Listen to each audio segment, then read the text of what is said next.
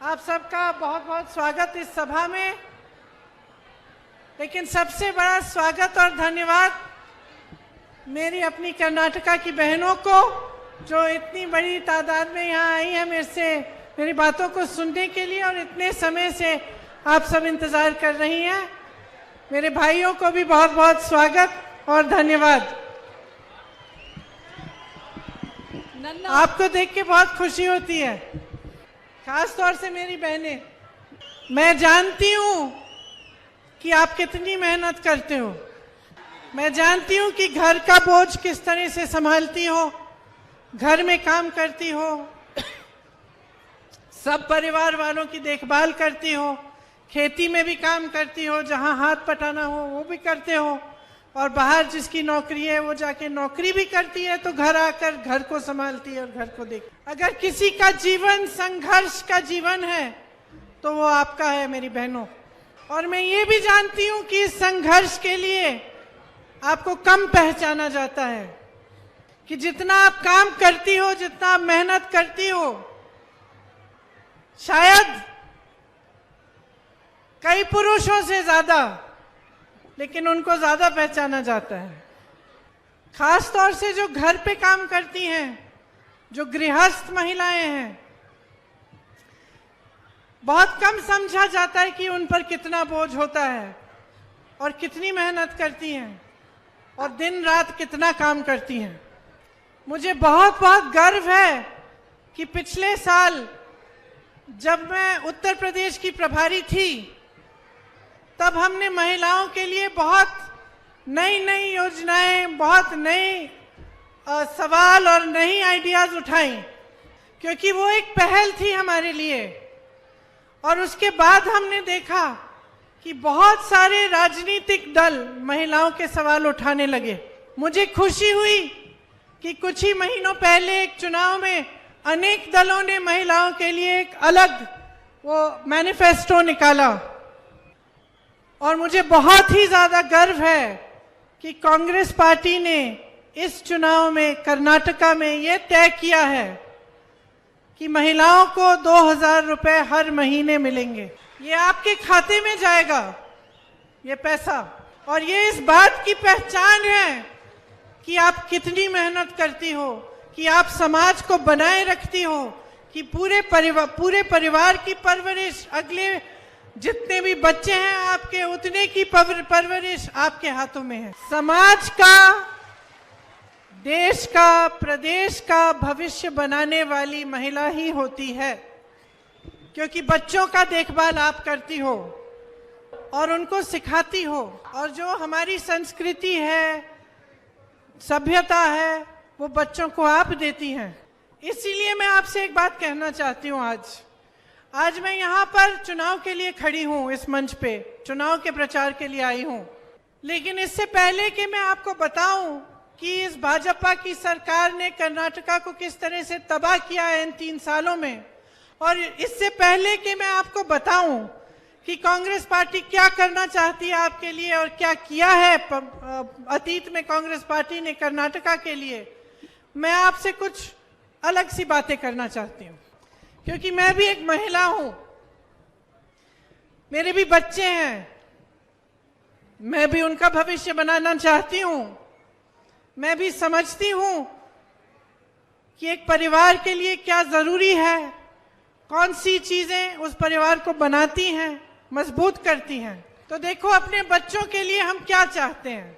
सबसे पहले तो हम चाहते हैं कि उनकी सेहत अच्छी हो, हम चाहते हैं कि उनकी पढ़ाई लिखाई अच्छी हो। मैंने गरीब से गरीब परिवार देखे हैं, गरीब से गरीब गांव में, और जब मैं पूछती हूँ कि आप क्या चाहते हैं, किसी न किसी तरह जुगाड़ करके, पैसे इकट्ठे करके वो अपने बच्चों को अच्छे इस पाठशाला में भेजना चाहते हैं। मैं ऐसी बहनों से मिली हूँ जिनके पास कुछ नहीं था, लेकिन छुप के अपने परिवार से जाके साड़ी के फॉल को सीकर थोड़े थोड़े पैसे बना के अपनी बेटियों को पढ़ाने के लिए भेजती हैं। तो सबसे पहले हम बच्चों की अच्छी सेहत चाहते हैं, हम चाहते हैं कि उस शिक्षा मिले उन्हें, हम चाहते हैं कि जब ये बच्चे बड़े हों, चाहे वो पुरुष हो चाहे वो महिला हो, हम चाहते हैं कि उसको अच्छा रोजगार मिले, वो अपने पैरों पे खड़ी हो, उनको दुख होता है तो हमें दुख होता है, उनका आत्मविश्वास कम होता है तो हमें दुख होता है। जब वो नौकरी के लिए जाती हैं, उन्हें रोजगार मिलता है, हम खुश होते हैं। जब हमारे नौजवान बच्चे अच्छा रोजगार पाते हैं तो हम खुश होते हैं कि अब बच्चा घर को चलाएगा, हमारी भी देखभाल करेगा। और अगर हम मेहनत करते हैं, चाहे हम महिला हो पुरुष हो, अगर हम घर पे मेहनत करते हैं या खेतियों में करते हैं या बाहर जाके जॉब लेके करते हैं, कुछ भी करते हैं, तो हम इसी नजरिए से करते हैं कि हम अपने परिवार को मजबूत बनाएंगे, हम अपने बच्चों को बड़ा करके उनके लिए अच्छे अच्छे भविष्य की उम्मीद रखेंगे। तो इस पूरी जो ये सारी जो मेहनत हम करते हैं, ये सारी जो जिंदगी हम जी रहे हैं, इसमें नेताओं की, राजनीति की, सरकारों की क्या भूमिका है? हम नेताओं में क्यों विश्वास करते हैं? मैं यहाँ खड़ी हूँ, पहली बार आप मुझे मिल रहे हैं, मेरी बातें सुन रहे हैं, मुझ में विश्वास क्यों है? क्योंकि आप कांग्रेस में विश्वास करते हैं और कहा कि इंदिरा गांधी जी का नाम लिया क्योंकि आपने नेताओं में पहले विश्वास किया और कुछ ऐसे नेता थे जिन्होंने आपका विश्वास नहीं तोड़ा। जैसे इंदिरा जी का नाम लिया, आप सब इंदिरा जी को जानते थे, आपने देखा सुना उनके बारे में, क्या खासियत थी उनमें? ये खासियत थी कि आपका विश्वास कभी नहीं तोड़ा। तो आज अगर आपको मुझ में विश्वास है तो इसमें मेरा कोई श्रेय नहीं है, इसमें इंदिरा जी का श्रेय है, कांग्रेस पार्टी के नेताओं का श्रेय है, कुछ राजीव जी का है, कुछ सोनिया जी का है, कुछ उन सारे नेताओं का है जिन्होंने आपके लिए सचमुच काम किया। तो जब मैंने आपसे पूछा कि एक नेता की, एक राजनीतिक दल की क्या भूमिका होती है आपके जीवन में और आपके बच्चों के भविष्य को बनाने में, तो मैं यही कहना चाह रही थी कि एक बहुत बड़ी भूमिका होती है।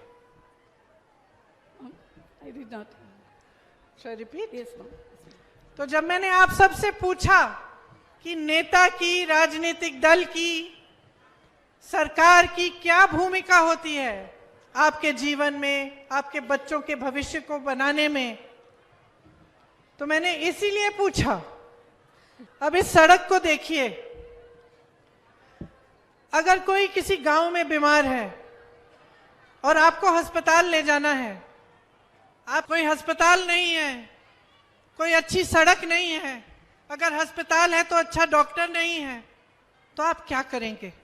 किसी ने सड़क को बनाने में पैसे खाए हों 40%, और इस सड़क में इतने सारे गड्ढे हैं, या अस्पताल में दवाइयां नहीं आई क्योंकि कोई नेता उसके पैसे खा रहा है, या आपके गांव में पाठशाला नहीं है, आप कितनी भी मेहनत कर लें, दिन रात मेहनत कर लें, खाना ना खा के अपने बच्चों को खिला के मेहनत करें, और कोई स्कूल ही नहीं है जिसमें जा सकते हैं, तो क्या आपको अपने जीवन में सिर्फ आपको ही मेहनत करना है?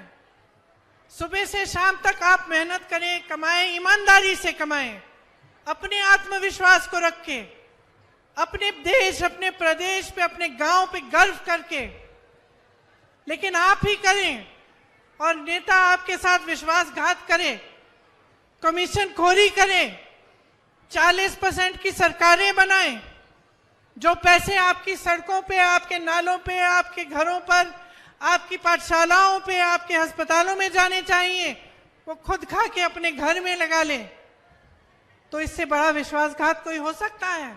आप अपने बच्चों के लिए ईमानदारी से कमा रहे हो। यहां से मैं अभी जहां से आ रही थी, गन्ने के किसान हैं, गन्ने का दाम नहीं मिल रहा है। आज देश में किसान औसत 27 रुपए प्रतिदिन कमा रहा है, 27 रुपए। आपने बहुत भरोसा करके सरकारें चुनी, विश्वास करके नेताओं को चुना, आज वो नेता कितने हजारों करोड़ कमा रहे हैं। आज प्रधानमंत्री के उद्योगपति मित्र अडानी जी, अडानी सारे देश के जितने भी पीएसयू हों, सबसे ज्यादा उन्होंने ही खरीदे हैं, उनको मिल गए हैं, दिए गए उन्हें। ये नौजवान बेरोजगार खड़े हैं, इनको रोजगार पीएसयू से मिलता है, लेकिन वो अडानी को दे दिए। वो एक आदमी एक दिन में 1600 करोड़ रुपए कमा रहा है, और आप देश के किसान कब तक इतनी मेहनत करते रहोगे, ईमानदारी से काम करते रहोगे, दिन रात मेहनत करते रहोगे और कोई आपका पैसा खा रहा होगा? आज आपके बेटे रोजगार के लिए जाते हैं तो हर चीज की कीमत है, हर पोस्ट की कीमत है। जूनियर इंजीनियर, असिस्टेंट इंजीनियर, कुछ भी हो, 30, 40, 50, 60 लाख का पोस्ट का फिक्स रेट है। आप सोचिए, इस सरकार ने कर्नाटका से 1.5 लाख करोड़ रुपए लूटे हैं। बहुत बड़े बड़े आंकड़े हैं, इतने बड़े हैं कि समझ में ही नहीं आता कितना पैसा होगा ये। क्या किया होगा इन्होंने इसका? क्या अपने घरों में, अपने जीवन में इस्तेमाल किया? क्या किया इन्होंने इसका? और इस मंच पर खड़े हुए अपनी बहनों के चेहरे देख के मन में ये बात आती है कि क्या कर सकते थे ये लोग इतने पैसों का। अगर इनकी नीयत सही होती तो मैं बताऊं आपको, 1.5 लाख करोड़ रुपए की कर्नाटका में 100 एम्स के अस्पताल बन सकते थे, 187 ESI हॉस्पिटल बन सकते थे, आपके बच्चों की पढ़ाई के लिए 30,000 स्मार्ट क्लासरूम बन सकते थे, 30,000। 750 किलोमीटर लंबी मेट्रो बन सकती थी जैसे बेंगलुरु में है, 2,250 किलोमीटर की 6 लेन की एक्सप्रेसवेज बन सकती थी, गरीबों के लिए 30 लाख अफोर्डेबल घर बन सकते थे, अफोर्डेबल हाउसिंग जिसको बोलते हैं। लेकिन लूटे गए ये पैसे, आपका भरोसा, आपका विश्वास लूटा गया। कर्नाटका की अपनी नंदिनी है, आप सब तो जानते होंगे उसके बारे में, उसको भी छीनने की कोशिश हो रही है। गुजरात से अमूल लाया जा रहा है चुपचाप से। कहते हैं कि कर्नाटका में दूध का कलेक्शन कम हो गया है, लेकिन उसी कर्नाटका में जब कांग्रेस की सरकार थी तो दूध इतना था कि हम क्षीरधारे और क्षीर भाग्यावश जैसी योजना बना सकते थे। इतना नंदिनी का, इतना दूध का कलेक्शन था कि स्कूलों में हम बच्चों को दूध दे सकते थे। और आपको याद होगा, क्षीराधारे हमने योजना जो बनाई थी कांग्रेस ने, उसमें 5 रुपए प्रति लीटर किसानों को मिलता था दूध के लिए। अब ये कह रहे हैं कि कम कलेक्शन हो गई है। क्यों? क्योंकि ये अपने दूसरे कोऑपरेटिव को लाना चाह रहे हैं यहाँ और नंदिनी को उसमें जोड़ना चाह रहे हैं। हर स्तर पर कर्नाटका प्रदेश का, कर्नाटका की जनता का पूरी तरह से अपमान हो रहा है, हर स्तर पर। RSS जैसी संस्थाएं आपके महात्मा बसवन्ना जी, नारायण गुरु जी के बारे में भी झूठ फैलाते हैं। तो आप सोच सकते हैं, आपकी संस्कृति का अपमान, जो कोऑपरेटिव्स आपने अपनी मेहनत से बनाए उनका अपमान, भ्रष्टाचार करके आपकी मेहनत का अपमान। तो ऐसी सरकार आपके जीवन को सुधार कैसे सकती है? इन नेताओं से आपको मिलेगा क्या? ये तो आपसे ले रहे हैं, सत्ता भी आपसे लेते हैं जब आप वोट देते हो, लूट के आपसे लेते हैं, और आप मेहनत से अपने बच्चों की परवरिश करना चाहते हैं। तो मेरी बहनों, जाग जाओ। सबसे पहले तो इस बात पर जागरूक बन जाओ कि चुनाव के जो मुद्दे हैं वो आपके मुद्दे होने चाहिए। आपकी सड़कें कैसी हैं, आपके स्वास्थ्य के लिए क्या सुविधाएं हैं, बच्चों के स्वास्थ्य के लिए क्या सुविधाएं हैं, पाठशालाएं कैसी हैं, सड़कें कैसी हैं, रोजगार मिल रहा है कि नहीं, महंगाई पर रोक लग रही है कि नहीं, ये मुद्दे हैं। आपकी मेहनत का आदर हो रहा है कि नहीं, ನಿಮ್ಮ ಕಷ್ಟ ಪಡ್ತಿರಲ್ಲ ಅದಕ್ಕೆ ಗೌರವ ಸಿಗಬೇಕು। क्या ये सरकार आपके लिए दिन रात काम कर रही है कि नहीं? पहचानो उनको जो चुनाव के समय आपके सामने आते हैं और अपनी स्वार्थ साधने के लिए आपको एक दूसरे से लड़ाते हैं। पहचानो उनको जो झूठे वादे करते हैं, चुनाव के समय बड़ी बड़ी बातें करते हैं और चुनाव के बाद उन वादों को भूल चुके होते हैं। मेरी बहनों, पूछो, भाजपा ने आपको 26 वादे किए थे पिछले चुनाव में, 26, जिसमें से 24 आज तक पूरे नहीं हुए हैं। युवाओं को बोला था रोजगार मिलेगा, आज लाखों सरकारी पद खाली हैं कर्नाटका में, खाली हैं, रोजगार खाली है, दे सकते हैं, दे नहीं रहे हैं। बहनों, मेरे भाइयों, आप वहां खड़े हो, आप में से बहुत सारे बेरोजगार होंगे, आपकी नौकरी पड़ी है खाली, लेकिन आपको नहीं दी जा रही। वादा किया था कि डबल इंजन की सरकार है, किसान की कमाई भी डबल होगी। देश के अनेक प्रदेशों में गन्ने के, चावल के दाम ज्यादा मिल रहे हैं, यहाँ कम मिल रहे हैं। देखो, कांग्रेस की जो सरकारें हैं उन्होंने वादे किए और उन वादों को निभाने का पूरा प्रयास किया। राजस्थान में सरकार बनी, किसानों का कर्जा माफ हुआ। छत्तीसगढ़ में सरकार बनी, कर्जा माफ हुआ। एमएसपी बढ़ाई गई, कई योजनाएं बनी इन प्रदेशों में। अभी हिमाचल प्रदेश में चुनाव हुआ, वादा किया कि पुरानी पेंशन स्कीम लागू करेंगे, लागू करनी शुरू हो गई है। आपको याद है कि जब कर्नाटका में कांग्रेस की सरकार थी तो अन्न भाग्य आपको मिला, पशु भाग्य मिला, कृषि भाग्य, आरोग्य भाग्य, विद्याश्री, इंदिरा कैंटीन, क्षीर भाग्य अधिकार दिया। आपको कोई एहसान नहीं किया, आप ही का अधिकार था, आप ही का हक था और आज भी आपका हक। आज भी कोई भी सरकार आए तो आपका अधिकार है कि आपके लिए दिन रात वो नेता काम। कांग्रेस पार्टी इन पदों को भरेगी, आपको रोजगार देगी। एक बात पूछूं, जब से भाजपा की सरकार आई है तो क्या आपके जीवन में तरक्की आई है? महंगाई बढ़ी है कि घटी है? और मुश्किल हुई ना, पहले से हुई। इसीलिए कांग्रेस कह रही है कि इसकी हमारी सरकार आएगी तो 200 यूनिट बिजली आपको फ्री मिलेगी। जिसके पास डिप्लोमा है उसको 1500 रुपए पर महीने मिलेगा। और एक बार फिर मैं अपनी बहनों को बताती हूँ कि 2000 रुपए महीने आपको भी मिलेंगे। और ये इसलिए नहीं कह रहे हैं हम कि हम सोच रहे हैं कि हम ऐसा कहेंगे तो आप वोट दोगे, हम सत्ता में आएंगे। नहीं, हम इसलिए कह रहे हैं क्योंकि हमें आपकी परवाह है, क्योंकि हम जानते हैं कि कितना संघर्ष कर रहे हैं आप। कि जब से इस बीजेपी की सरकार आई है और इसने आपको लूटा है हर रोज, आपके जीवन में कितनी मुश्किलें बढ़ी हैं। हम उस बोझ को हल्का करना चाहते हैं, आपकी सहायता करना चाहते हैं। हम चाहते हैं कि कर्नाटका का आत्मविश्वास बिल्कुल टूटे नहीं, मजबूत रहे। आज आपको मालूम है कि कर्नाटका के युवा जहां भी जाते हैं, दिल्ली आते हैं नौकरी के लिए, हमें मालूम होता है कि ये मेहनती लड़का है। कई बार मैं विदेश जाती हूँ, कर्नाटका की लड़कियां लड़के मिलते हैं, बात करते हैं मुझसे, मुझे गर्व होता है। मैं सोचती हूँ देखो हमारे देश को किस तरह से देश का नाम आगे बढ़ा रहे हैं। बाहर जाकर मेहनत करके, ईमानदारी से काम करके ये दिखाते हैं कि हाँ, हम कर्नाटका के हैं, हम भारत के हैं और हम किस तरह से मेहनत करना जानते हैं। सब बातें समझते हैं। मैं जानती हूँ मेरी बहनें, आपने जीवन बहुत देखा है, बहुत संघर्ष किया है।